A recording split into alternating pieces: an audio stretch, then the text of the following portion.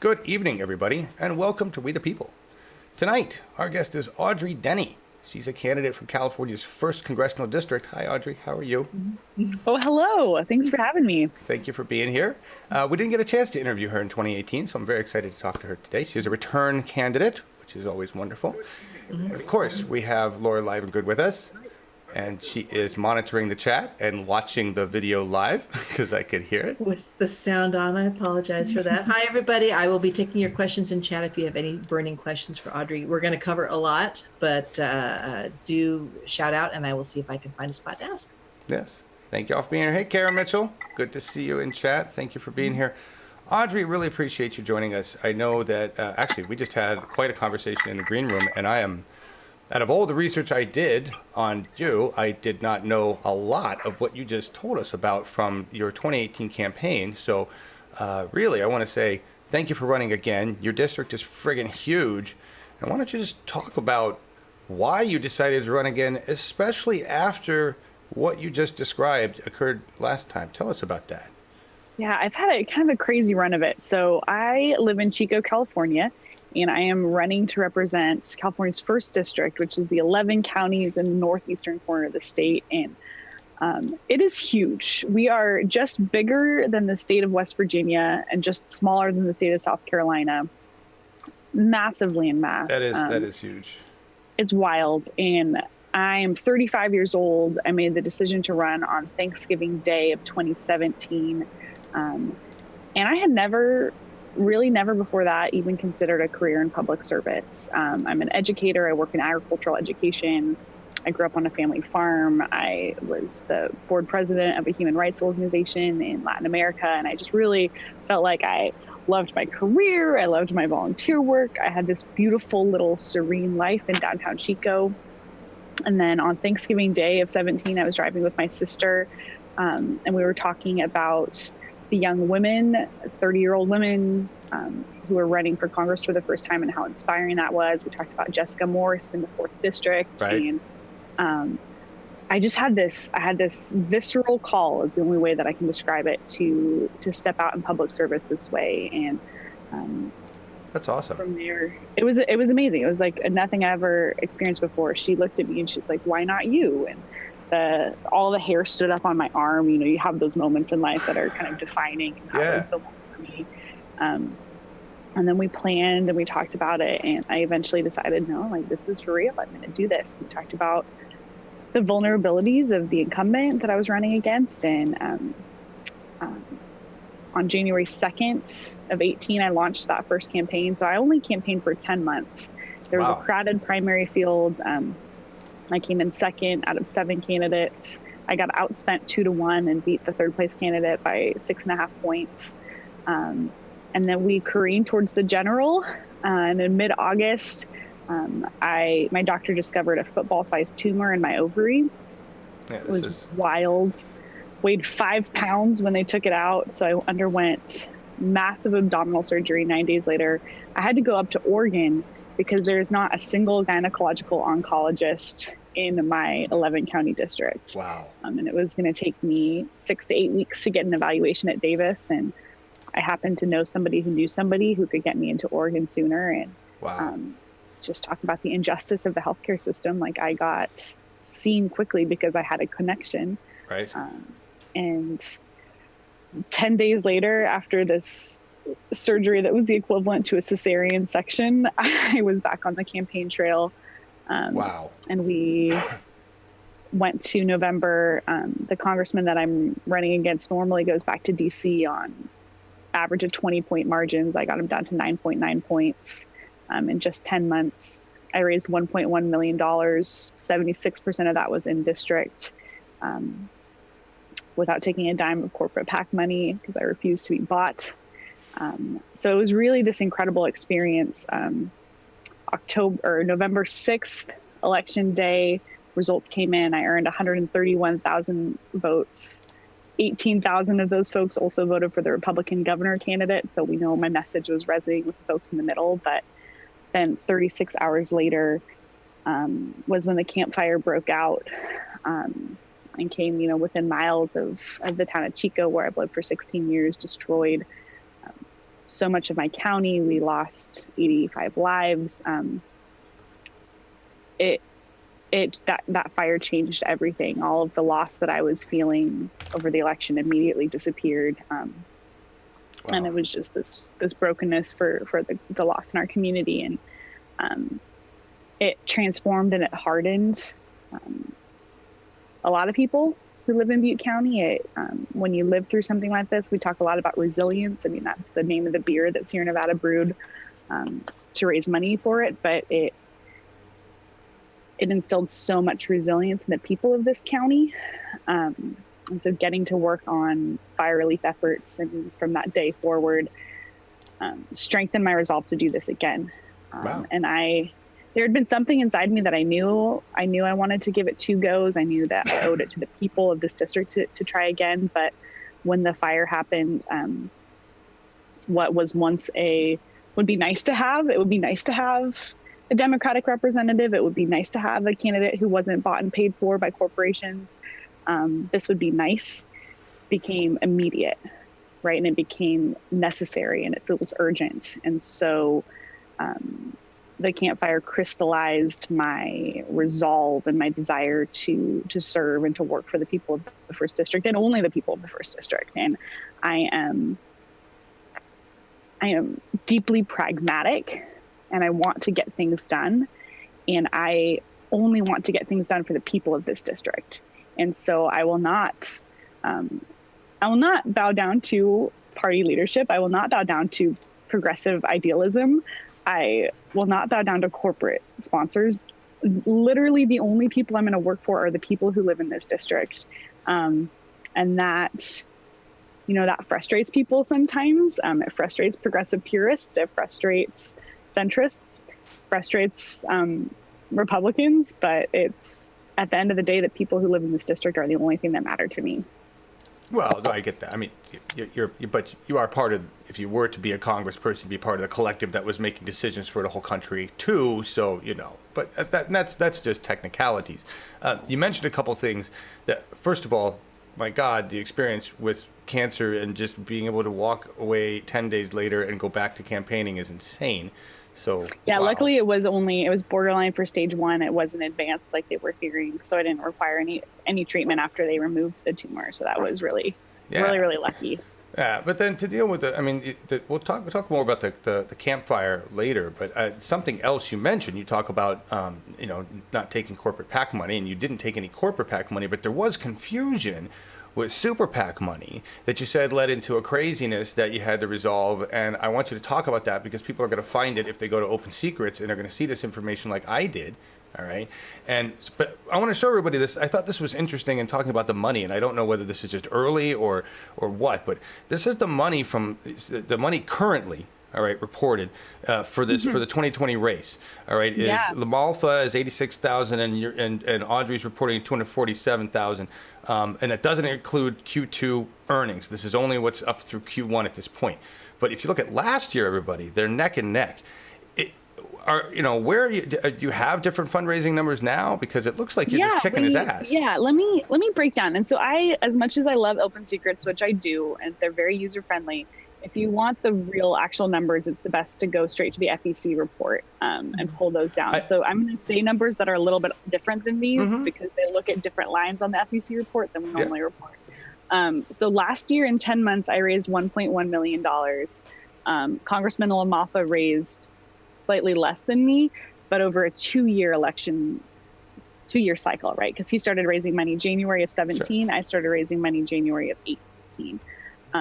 In Q1 this year, we reported raising $253,000. Yes. All but $500 of that was from individuals. I got a $500 check from the Democratic Action Club of Chico, which is, of course, a political action committee, falling squarely into the ideological bucket. So we've got, for those of you, I'm sure your listeners, your watchers are very well acquainted with this, but ideological money and labor money, I take both of those. I don't take corporate PAC money. Okay.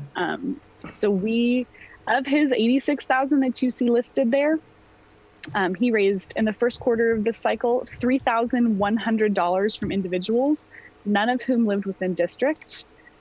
He raised $12,000 from PACs, and he got a $70,000 bailout from the national GOP Take Back the House PAC. And so in the time it took me to raise $250,000 from over 2,000 contributors, individual contributions, over 75% of them were within my district. He was able to raise $3,100 from individuals not in the district. So I'll let you just think about what that tells you about who's got the momentum and the energy from the people who live here. I was just, that's the up-to-date information. The FEC reports, I did look at both of those, but I could not find a Q2 report from the FEC. It only runs through Yeah, those are due later this week. They usually come public around the 15th. Right. So, yeah, I mean, that's awesome. I'm it's excited for you to see my numbers when they come out. Yeah? You're not going to give us any hints? I'm not going to give you any. I'm under strict gag order to keep it quiet till it's public. Well, that's awesome. And I think I did tell my mom, if you want to call her, I'm sure she'll call you. Do we have that number, Laura? She's very proud of me, Shelley. I'm on it. That's awesome. So, and the reason though I brought this up was because of this, the CD1 Democratic Alliance, which are also found on Open Secrets, and they were a super PAC in 2018, and despite where Open Secrets put the numbers here, basically they spent money for Audrey and against Doug. Okay. Mm-hmm. But it is a super PAC. But you said you guys had a conversation with them because this wasn't supposed to happen in the first place, right? So yeah. So the CD1 Alliance formed long before I was ever the candidate, and it was really so. In my part of the world, there's 11 counties, there's 9 central committees, and coordinating across a body of land the size of South Carolina is insane, right? And so leaders from each of the counties came together to form the CD1 Alliance with the hopes of being able to collaborate with the campaign and organize and really do a concerted effort. And they started organizing long before we had ever had a Democratic candidate, before the primary had happened. Right. And so when they filed those as a super PAC instead of a regular PAC, that became an issue because then it becomes illegal for them to actually coordinate with the candidate and on our committee and our campaign. And so we're really grateful this year that they're not going to be a super PAC anymore. They'll be a regular PAC, so we can use them as a coordinating body. And one of the things that you'll hear me say sometimes is, so I'm gonna win, right? I'm going to become a member of the U.S. House of Representatives, but almost more important to me than winning is the amount of good that I in this campaign can do along the way. And one of the biggest ways that we have to influence is by helping build the Democratic base and the institutions here in this part of the world, because we've been so long forgotten up here that if by working with the CD1 Alliance as a PAC, we can help work with all of our central committees and help work with all of our grassroots organizing groups to build their effectiveness at community organizing and at messaging, then that will just be a huge win that will pay dividends for generations to come up here. So I'm really excited about the chance to get to really focus in on the local level organizing for the next 17 months. I think that's awesome, and I agree 100%. It's what we do here in Oregon with CD2. We try to reach out to that rural area, and it's the forgotten area. It's red because Democrats haven't done anything to reach out there or even connect with anybody, right? And so we have to build that base and kind of, and hello, and your district is vast. It's insanely huge. I don't think people really understand how huge your district is. I'm going to show everybody this picture. You get is it like 1/6 of California, 1/5, somewhere in there? It's like, it's 28,000 square miles. It's insane. How do you travel to that? I put so many miles on my car. So I'm kind of in the central southern part in Butte County. Okay. We go all the way down. We get a little bit of North Auburn, and then obviously all the way up to the Oregon border and the Nevada border. 50% of my district is public lands, right? And so it's beautiful. We think about and talk about natural resource management all of the time. We talk a lot about some of the really sexy issues like payment in lieu of taxes and the Secure Rural Schools Act. We get really nitty gritty with a lot of rural policy stuff. Sure. Sure. But I like in my life in agriculture and in natural resource management has just, I think, really well prepared me to kind of have the background understanding of a lot of these issues to be able to effectively lead. I agree. I think you need, I mean, your background is perfect, honestly. You're a teacher, so you know how to teach, and that's definitely something that is needed in that area. And you understand what's going on with the environment. And so we're going to get into that because, I mean, California is just like, I don't know, California gets hit by a lot of stuff. Let's just put it that way. We've got the fires, we've got the earthquakes, but we're going to get into that with progressive jeopardy. It's time to do progressive jeopardy. We talked about this in the green room. And you were actually quite a stickler for it. You caught several of my errors and said you were going to Alex Trebek my ass. So I we're gonna may or may not have said that. Maybe it'll show up in the Audrey Says category. Who knows? Yes, yeah.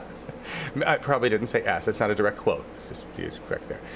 The categories Sometimes are. I swear, but never on camera. That's fine. You can swear all you want on this particular program, though. We don't censor.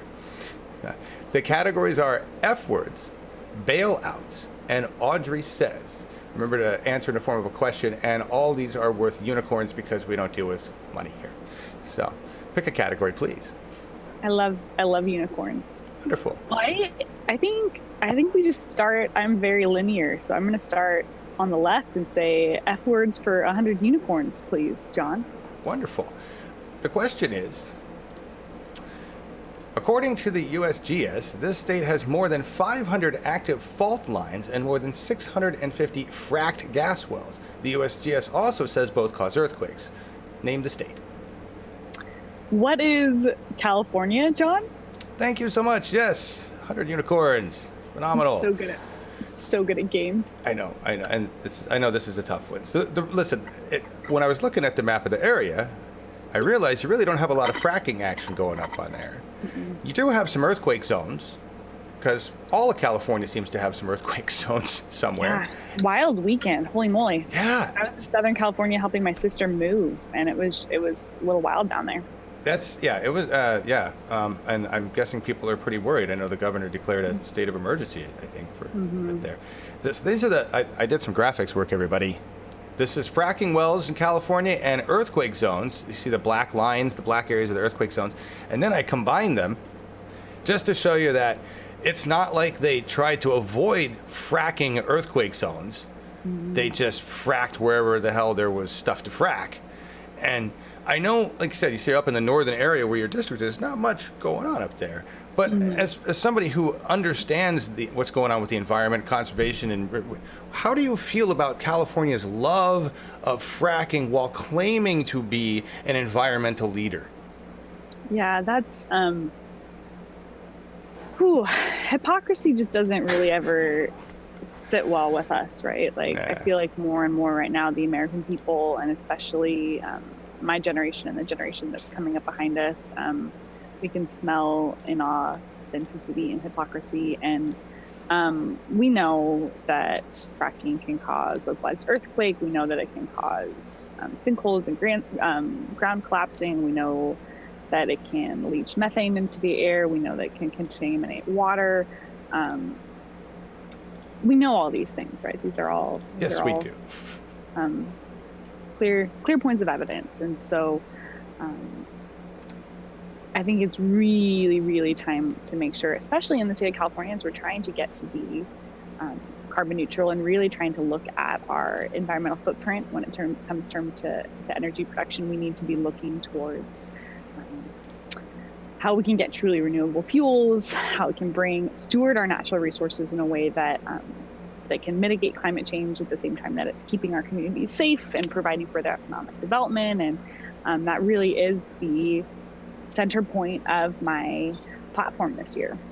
That's excellent. And I love the way you put it on your website. Everybody should go to Audrey's website, and we put the link in the description because she lists her issues in a way that I think best represents her constituency. And I wanted to talk about that because you're pro Green New Deal, according to this quote here, right? So you understand we have a climate crisis. You understand we need to get going. But let's look at your platform because you talk about these three things: mitigation, adaptation, and resilience. So talk about that. Talk about your plan. First, I'm going to give you a little bit of background. I told you I was notoriously verbose, and so I'm sorry in advance, but I promise you will find this fascinating. So in my career, I have spent a big chunk of my career mitigating climate change. And whether that was, I lived in El Salvador for 18 months and I was working with smallholder farmers on sustainable ag practices that made them more climate resilient. I was teaching Chico State students about food waste and how that contributed to climate change. And in my current job, I've developed courses, online learning courses for the World Bank that helps policymakers around the world monitor, report, and verify greenhouse gas emissions, right? And so I've spent a lot of time working in different spaces in climate change, especially how it relates to agriculture, the environment, and education.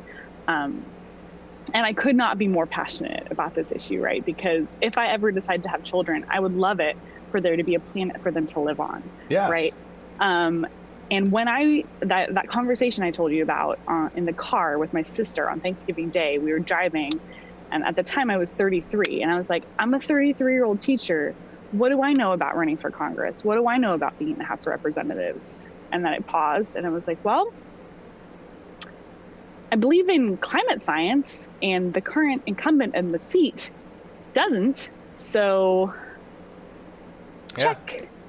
And that was one of the driving forces for me. And so when I've spent the last 19 months traveling around California's first district, meeting with foresters and farmers, people who work for the government, environmentalists, Native American tribe leaders, meeting with local government officials, everyone I can, I've found that the heart of almost all of the issues facing my district are found in our forests, right? This touches forest health, touches fire prevention, it touches community health, it touches all our lack of economic opportunity.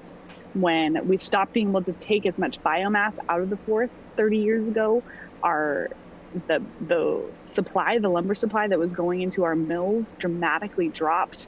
And that shut down mills, folks lost jobs from there, schools started closing, other local businesses started closing, and our rural little towns that make up most of my district started drying up and blowing away, right? And so it's, not only is it fire prevention, it's economic health, it's ecological health, right? Our forests right now in Northern California, in the mid 1800s, they would have had between 50 and 80 trees per acre on these forests. Now we're seeing 300 to 400 trees per acre, right? The trees are so densely packed that snowpack isn't actually falling to the ground to recharge our groundwater, right? It's evaporating from the air or into the air from the tops of the trees. And so the wildlife habitat is deteriorating. It's a matter of career and technical education, right? People can't get good paying jobs in the forest because they're not trained up. And so all of these issues that affect my part of the world are complicated and nuanced and interconnected. But it really starts with unraveling that, starts with pushing forward policies to let us restore those forests to health. And so that's really what my platform is really focused on. And I'd love to go into detail for the next 3 to 4 hours with you about the 4,000 words I have on my website about said issues. Well, and there's some really cool stuff on here. Like you talk about the biomass, just the wood mass that's left on the forest floor. By the way, I believe, by the way, cutting is done today. I don't know how it's done in California, but in Oregon, when they destroy an area for forestry, they literally leave just chunks of wood and crap all over the ground. Is that what you're talking about? That leftover stuff? Here's what I'm talking about. So in our public lands with all of these like 300 to 400 trees per acre, we have to go in there and do the mechanical thinning work to bring them back to life. We have to clear out the dead wood that's been beetle killed. We have to clear out the biomass that's been burned in a previous fire, because that just becomes this automatic tinder. Right. We have to restore open meadows, create wildlife habitat, and give these trees space to become these old growth, beautiful forests that we're talking about. Right. And I'm gonna say something that you might get mad at me about, but I'm not afraid to piss you off, John. No one is. Dang it, I thought I was special. These issues, every single issue, it's so easy to say, here's who's right and here's who's wrong, right? Environmentalists are right and foresters are wrong. People are right and farmers are wrong, right? But the fact of the matter is every single person has a unique and valid perspective, and to find solutions to these complex and nuanced issues, we have to learn from all of the people. And so like 2 weeks ago, I spent a whole day in Siskiyou County. I went to the Certified Licensed Foresters Association meeting. I was probably the only Democrat in the room, but I sat and I listened and I asked questions, right? And then I toured the lumber mill in Wairika, and then I spent 6 hours in the Klamath Forest with a wildlife biologist for a private company and a retired Forest Service guy, right? And they were showing me all around. And I do these kind of learning tours a lot, and they help me put together this kind of 15,000 foot view of these issues where I can see it from the perspective of all of the different stakeholders. And that is what's going to be able to allow me to help craft policy that is actually effective, right? That's actually data driven and can get buy-in from a diverse group of people, which is the kind of leader that you need when you're representing an R11 district, right? I mean, this is... No, it's a smart way to go about it, you know. And you're talking to a lot of, I'm assuming a lot of people in your district work in the forestry industry in one way or another, because they're mostly forest folks, right? And just, I mean, we've got another question that gets to this too, but I want to just ask you here. I mean, you're talking to people, whether they're pro-Trump or whatever, right? You're a teacher. You just talked about how you love explaining things. You know, how do you talk about the reality of the climate crisis? Right? Because the Trump people that I've talked to or that I've seen do not believe that it is a real crisis. So when you say, you know, we've got something to learn from the farmer, I agree. There's a perspective I can learn from them, but ignorance is not it. So how do you talk to them about that? And I know you're going to show us a newspaper article in a second that highlights some farmers that are probably climate deniers, but I think that's pretty anecdotal, because farmers, all of the farmers that I get to work with, and even like, I mean, all the way to my dad, like are at a point now where they have lived through climate crisis after climate crisis after climate crisis, and they say something's going on, and something's different than how it used to be. And you prefaced your question by saying you're an educator, so that I feel like that gave me free rein to get a tiny bit nerdy with some educational philosophy. Sure, absolutely. Which I'll tell in an entertaining way, keep your listeners engaged. But the way, so if I wanted to change your opinion about something, I would not come to you with my pages of notes and say, John, you're wrong. Look at my data. I'm correct, right? That's not how we actually change people's minds and hearts. Educational psychology shows us, particularly if you want to Google it, it's Kolb's experiential learning model, KOLBS. I think I've heard of it, but sure. Is how, right? It's like the gold standard in experiential learning. And it's how we actually get people to change their minds is by giving them an experience, by guiding them through reflection about that, by allowing them to backfill their own information, and then they do some testing and thought work around that. And so the way that I've seen people actually change their mind who've been longtime climate deniers is they've actually started to live through these experiences, and then they've been guided through reflection. And it's not, you can't force people to change their mind, right? But you can say, hey, what do you think about that? We have had more wildfires in the past 10 years. They have been hotter. We have got less rain. We are seeing these crazy floods in the Midwest. And what do you think about that? What could be the connect the dots for me? And that allows people to actually change their mind in a way that is meaningful. And I mean, I have a guy who I met, his name is Tom. He, Vietnam vet, he's my dad's age, longtime climate denier, lifelong Republican, lost his home. He was at the Road to a Green New Deal event in Chico. And he is like, Audrey, anything you need on your campaign. I've never worked on a campaign, but climate change just took down my entire town, and we have to do something about this, you know? And so it's, people change their mind when they live through an experience. And yeah, so there's a little bit of educational philosophy for you. Well, so I don't disagree with it at all, and I think that's great. My wife number 2 was an educator, so I learned a lot there in that aspect. Hence why you know about Kolb. Yes, but I will say that it's unfortunately a retroactive learning experience, and we just don't have that kind of time. Right? I mean, I can't wait for every Midwesterner who's got their head up their ass to have their house obliviated maybe twice, right? And that's really what's going on now is we've got people that are in a like we don't actually want every Midwesterner to have their house obliviated. That's right. But what I'm saying is that we can guide people through experiences, and we can create experiences by telling people stories. Sure. But Sure. using some of these other techniques, but you're never going to change someone's mind by judging them and telling them that they're wrong.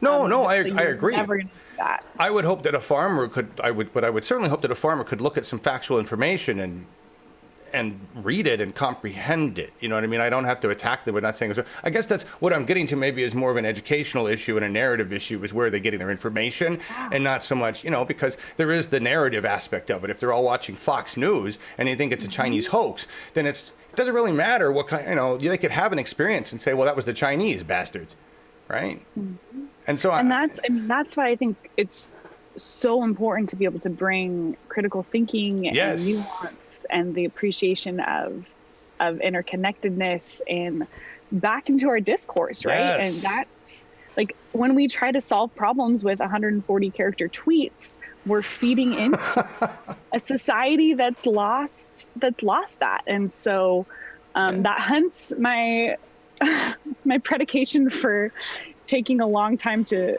answer things, but that's part of what I'm doing here is trying to show people what that type of leadership looks like. That's awesome because it's really frustrating. And I'm just saying the reason I was like, that's challenging. That's super freaking challenging to take that on and try to reach those people that way. And it's just to commend you for that, One effort. at a time, John, one at a time. That's how I roll. Yeah. And it's so we got to cruise through here because I know we've been talking a lot and we're running out short on time.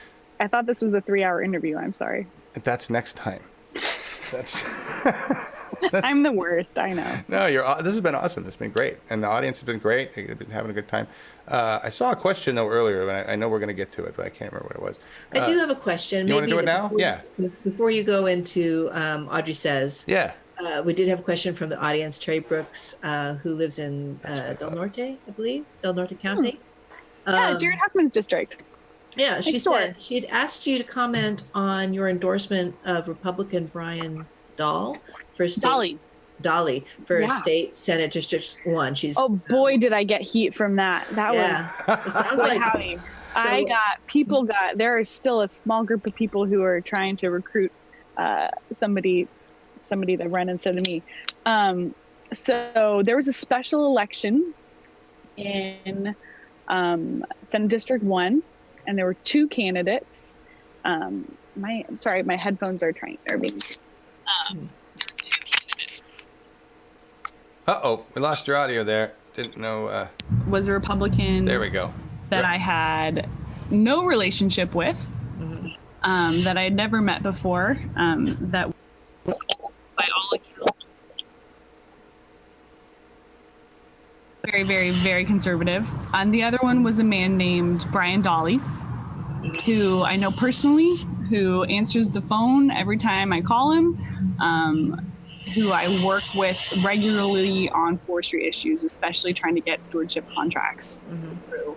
And when you work in the House of Representatives and you're trying to get things like stewardship contracts through, you need to have really good working relationships with folks in the state government and folks in the local government. And so I tried to make it pretty clear in my endorsement that I wasn't endorsing all of his stances. I wasn't endorsing all of his policies, but I was saying this is a man that I have a working relationship with, that I trust, that has a track record of working across the aisle in Sacramento, has a track record of bringing urban politicians to our district to help them understand our part of the world. And I said, my intel said that they were neck and neck, and the one that I didn't know was likely to win. And so about a week before the election, I weighed in and I said, Dems, if you haven't picked yet, pick this guy. Not an option. And people over party. It rained hell. It rained hell on me and my campaign manager for weeks. And I get it. Like, everybody's entitled to their own opinion. I get that that pissed a lot of my supporters off, but it is my mandate right now. It is in the core of my being to demonstrate and to be the type of leader that we need in our country. And that is the type of leader who is ready to move beyond partisan politics to really serve people. Because the only way we're ever going to get out of the crazy mess that we're in right now is if we have elected leaders who aren't bought and paid for, and who are willing to work together. And that's on both sides of the aisle. And the Republican Party, especially the Republican leadership, is a lot farther away from being able to do that than the Democratic Party. But that's the mandate of my life right now, is to demonstrate that kind of leadership. And that's why I did it. And I still think I made the right choice. Good. So I think that was an excellent answer. It was an excellent answer. I wouldn't have had any problems with it. Mm-hmm. Progressives that do it, stop being so petty, people. We got bigger issues. People over party. Yes, people over party. That's what it is. Petty issues don't count these days. Okay. All right, bailouts is, if we're going to go linear here with bailouts. All right. So your question is, the U.S. Secretary of Agriculture recently met with farmers in this California congressional district to discuss concerns about Trump's trade tariffs. What is CD1? But it was also other congressional districts down the valley. He went on kind of a tour. Well, whatever. My point being is that and this is the video you were talking about, or that I was talking about. What I found is not just about the climate aspect, but what it seemed that the farmers here agreed upon, which I thought was really weird. Okay, what was more so that the tariffs were okay. It's like, well, we're being hurt by them, and we're upset about that, but we got to be tough. And my question is, what the hell are we being tough? Why? And why do farmers think this is necessary? I think this was a hand-picked group of folks. It was 80 of them. I think you probably got all the farmers who think that in the state to be there. Every single farmer I've talked to, regardless of their political affiliation, regardless of the state that they work in, every single commodity group, every single state farm bureau is all saying the same things, that which is these tariffs are hurting American agriculture and American ag communities. Right. And actually, for part of my work, I am hosting a panel in Washington, D.C. in a couple of weeks for the Future Farmers of America. And the topic is, what sector of the agriculture economy is the worst hit by the tariffs? It's not has this hit that community poorly, because you can't find a credible source in the agriculture industry to tell you that this hasn't hurt our industry. And right. I'm having, former Secretary of Ag Tom Vilsack, I'm having FAS Administrator Ken Isley. Like, we have this really cool, powerful panel discussing what sector is it hurt the most, because it's not up for debate whether or not this has hurt American agriculture, right? And right. So, like I said, the farmers here in the First District are super concerned. We're concerned about tariffs. We're concerned about ag labor, and especially how Congressman Amalfa's hardline and immigration policies make it harder for our farmers and ranchers to get the labor that they need. But yeah, it's a lot of issues up here. Is it a better conversation this time around than it was last time? Do you have more farmers going, agreeing with you than you did in the last election? It seems that way. Yeah, it is. People, the longer the stuff gets drawn out, the more willing people are to have conversations with somebody that they wouldn't normally trust. And I oftentimes go into those conversations and say, hey, I'm not necessarily looking for your vote. I just want to give you the value proposition of having a Democrat who spent 16 years teaching other people about the agriculture industry, why that might be helpful. Because as a representative on the House Ag Committee, I can be a Democrat who shares with other Democrats, hey, here's how the estate tax hurts farmers, right? Here's what we need, here's what ag labor looks like. Here's why we need this sensible reform. Here's how tariffs hurt our farmers. Here's our water issues. And I can be that voice for all sectors of American agriculture. And whether or not I'm ever in the House of Representatives, I have a feeling I will continue to be advocating for the industry that I love, that I grew up in forever. So. I agree with you on both. I'm feeling you'll be there and you'll be advocating. I know you will. And and we've only known each other for an hour. I know. But I've interviewed a few people in the last 4 years, and I can tell. I can tell when somebody's going to keep going. All right, last question is an easy one. This is Audrey Says, and this is just one of your tweets that we grabbed to talk about. And so you're going to fill in the blank here. And this is the tweet. I know it's hard to see, so let's put it up there. It says, congratulations to the U.S. women's soccer team for another World Cup win. CD1's own blank Reading made our district proud, leading as team captain, winning the Golden Boot, and being named best player in the tournament. Who are we talking about? Oh my gosh, I know this one. Who is Megan Rapinoe? Yes, Megan Rapinoe. Oh my gosh, it's been a really, really exciting day for people in the North State. Or exciting, yeah, it happened yesterday. Yeah. The number of times I've watched Megan count to 4 like this on my Instagram story in the last 24 hours, is a lot. But I am such a fangirl of hers.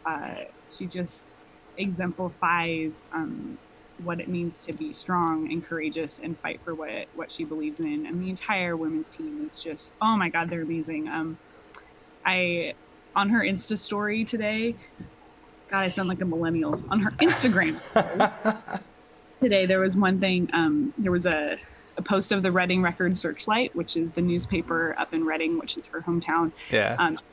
Big colored pictures of her and of the celebration, and she said something like, hometown love is the best love, or something like that. And it just really made me proud, because I was like, I've been featured in that newspaper, and I don't know, she's from here, and I'm from right below. I don't know, she's amazing, and I'm just so proud of her, and for what the team does on and off the field to fight for equality and equal pay, and really yes, pushing forward progress. And you would love to have, I'm going to just show this. Megan, if you watch this, which we're going to cut out this clip because I know you watch our show, we really hope that you will campaign for Audrey for Congress. That's Adriel Hampton's tweet right there. Wouldn't that be awesome? Oh my gosh, meeting her would be just a dream. That would be amazing. That would be really cool. The best tweet I saw about this, other than I love her, Are You Not Entertained? I thought that was phenomenal. I'm a soccer player, by the way, so this to me was just awesome. But my favorite quote on this was from a tweet. Somebody said, so from here on, it's going to be U.S. soccer and the men's soccer team, right? And I'm like, yeah. Love it. Yeah, I thought that was the best. So this is awesome. She's in your district, and my understanding is she's not a Trump fan, right? I read that on Twitter. She's been an outspoken critic, said she wouldn't visit the White House. However, it just came through that Nancy has invited the women's soccer team to come hang out at the Capitol, not necessarily the White House. So maybe she'll feed them something besides burgers from McDonald's, right? I saw Gavin Newsom invited them via Twitter, too, to come to California. There you go. Well, I know he'll feed them right. I mean, Jesus. Yeah. So could you imagine winning an event for your country and going to the White House and being fed fast food? It's just like the ultimate insult. I just blow my mind. Anyway, very cool. I hope. Go ahead. Wasn't even an burger. I know. It wasn't even that. Yeah. An burger, for crying out loud. Totally. So, Megan, please help us. You've got a fan right here, and we're a fan of you, and we really want you to campaign for Audrey. All right. I mean, that's you win. You've got what is it? We got 700 unicorns we hand out. I guess we got 700. Yes. You got all the unicorns. You are now eligible for the Progressive Jeopardy of Champions, which we will have later on. Oh, we're so totally going to have that. We are. When you get close to the primaries, we're going to have some showdowns. Oh, yeah. Good. I'm going to avoid one question that I had for you because we got to get out of here, and it's a word that we can't say that you told us we couldn't say. But I'm going to ask you this. Do you feel the burn? How do you feel about Bernie Sanders? So I got to meet Senator Sanders in December. I took 4 campfire survivors back to DC, and we got to go to his town hall on climate action. And after the town hall, he was standing up at the front and he's like, "Where are the fire survivors? Bring me the fire survivors." I was like, "I'm right here." So we scooted up to the front of the room, and he chatted with us, and then he had a sit-down meeting with us the next day. They actually made one of his little short 3-minute films about it. Oh, wow. And we sat with him in his office for like 30 or 45 minutes, and the way that he listened to my friend Chelsea, who was a nurse at Feather River. I had 3 nurses with me. They evacuated 67 patients in 45 minutes, and then got trapped in the flames and almost died, and got rescued by a bulldozer driver. Wow. Watching him listen to her speak was one of the most powerful moments of my life, because here's Chelsea, who is a not quite 30-year-old nurse who never wanted to be a climate activist or a community advocate. She wanted to be a nurse.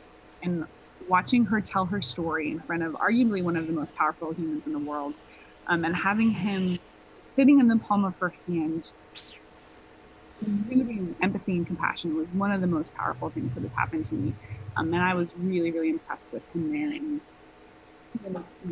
were very helpful afterwards in terms of getting information out, helping us stay connected with the Sunrise Movement, which they came out to Chico on a Green New Deal tour. Nice. They were really helpful, but I was really impressed with him from that. And at the same time, we've got this crazy presidential primary on our hands, right? It's going to be a wild and crazy next couple of months. And I had a slightly less crazy primary last cycle, but having all of those qualified candidates in the primary made me a better candidate and a better human, and will lead to me being a better representative. And so my hope is that Senator Sanders and all the other candidates continue to push each other forward and push ideas forward and make each other better, so that the Democratic Party winds up with the best candidate we can possibly have to win in 2020. Great. I want the best policies, personally. And what I like is that most of Bernie's policies are being talked about by every Democrat in the race at this point, right? So, and it looks to me like you're just touting Bernie's policies, and you've kind of structured them for your district, which is what you're supposed to do, right? I'm touting my policies. They're your policies. They're my policies I'm touting for California's first district. All right, and granted, your forestry stuff is awesome, and I didn't get a chance to read everything because you do have a lot of content on your website. There's a lot of content, but yeah, you really do have a comprehensive plan and statements on everything. And so I will give you credit for that. I'm just going to give him credit for starting before you. That's all. Well, he's significantly older than me. Just a little,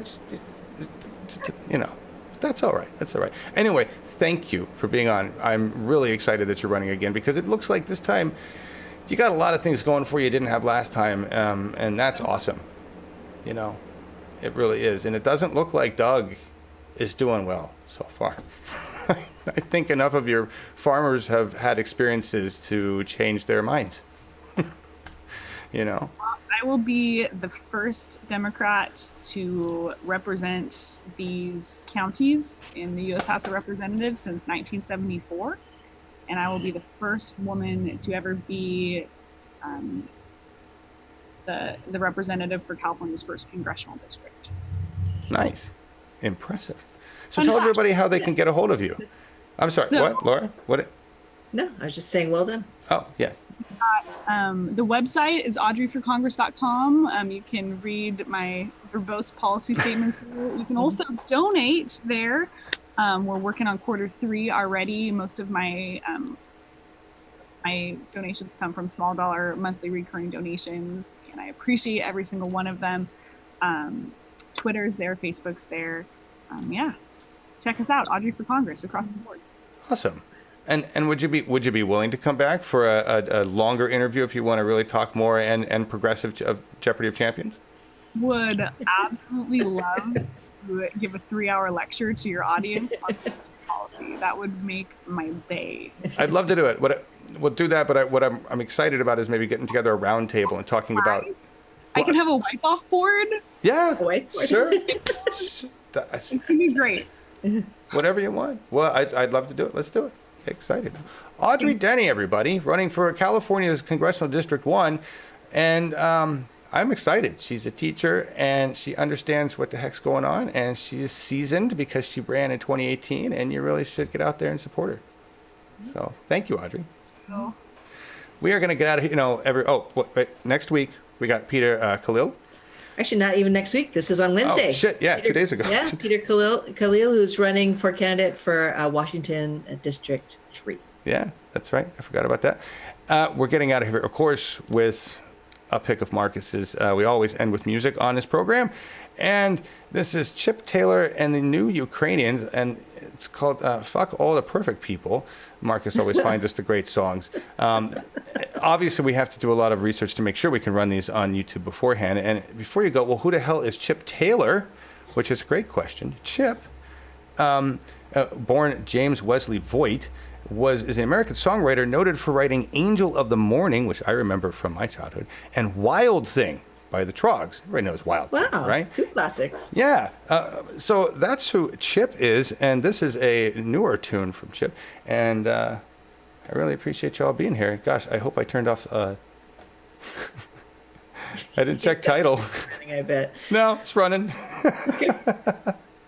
It's running, but that's all right. Bye, everybody. Thanks for being here. Bye, everybody. Don't worry. Time. Don't worry, Audrey. We cut all this stuff out before we post. Now,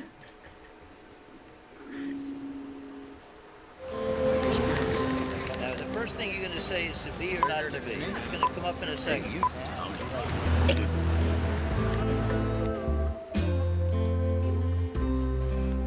And you don't have to stay, Audrey. You can get out of here. Okay. Thank you so much.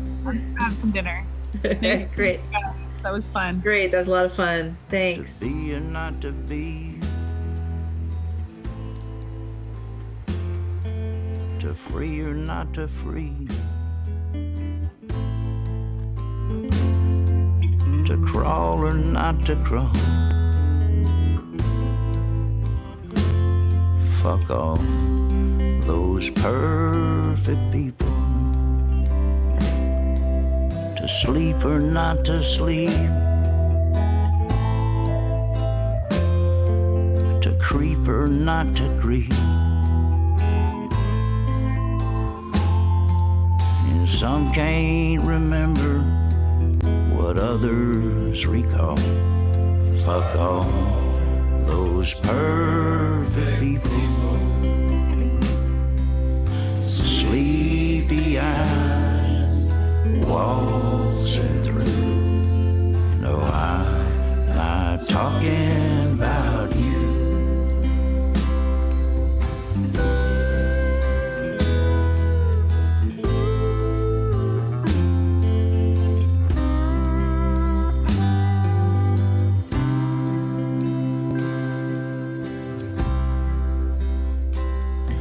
To stand or not to stand. To plan or not to plan. To stall or not to stall. Fuck all those perfect people.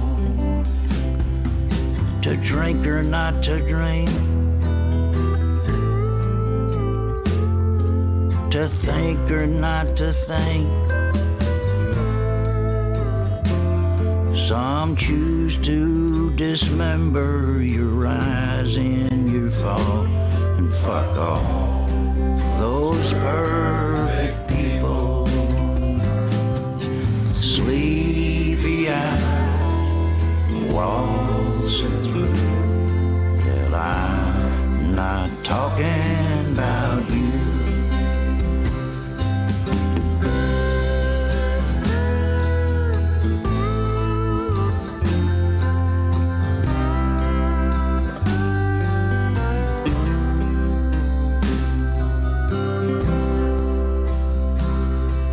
To sing or not to sing. To swing or not to swing. Hell, he fills up the silence like a chalk on the wall. Fuck all those perfect people.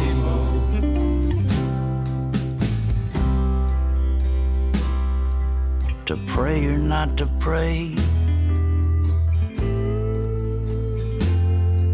To sway or not to sway. Jesus died for something or nothing at all. Fuck all those perfect people. Sleepy eyes waltzing through